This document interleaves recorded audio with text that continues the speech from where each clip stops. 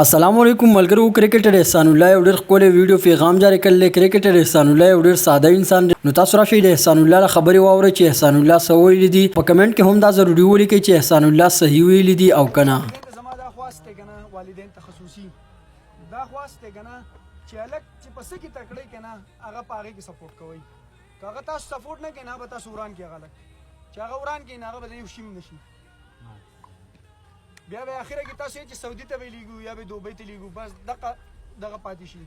ځکه چې یو ماشوم دی هغه چې سبق شروع کړي نو په سبق کې تکړه نو چې لسمه پورې سبق وي ټیک ته د هغې نه بعد د سپورټس ته ځي او سپورټس کې تکړه دی او ښه پلیر دی. لکه زه چې اوس څنګه وم ما سبق نه دی ویلی خو زه چې څنګه وم که نه نو ما صرف د کرکټ سره شوق کړی پلار سپورټ کړی یم په څنګه حالات چې راغلي که نه خو پلار سپورټ کړی یم. نو تاسو ټولو به لیدلي چې ما اوس پی ایس ایل کې دا پرفارمنس چې تاسو یې او افغانستان خلاف تاسو زما پرفارمنس یې نیوزیلینډ خلاف لکه ما 2 میچ وکړو نو انشاءالله تعالی تاسو ټول چې ما سپورټ کوئ که نه نو انشاءالله تعالی موږ به دا څنګه زموږ د ملک نوم دی که نه هغه به موږ روښانه کوو انشاءالله.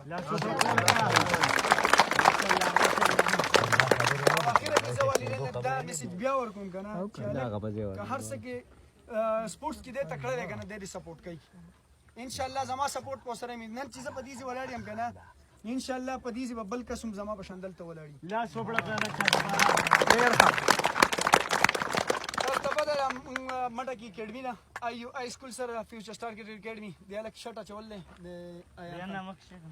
دا شټ اچول دی دا اکیډمي ده دا ستاسو لپاره جوړه ده چې څومره هلکان نه ځئ هلته به هغه خپل پریکټس کوئ هلته به تاسو خپل محنت کوئ نو انشاءالله تعالی نن چې زه په دې ځای ولاړ یم که نه نو انشاءالله تعالی سبا یا بله ورځ به تاسو په دې ځای ولاړ یم.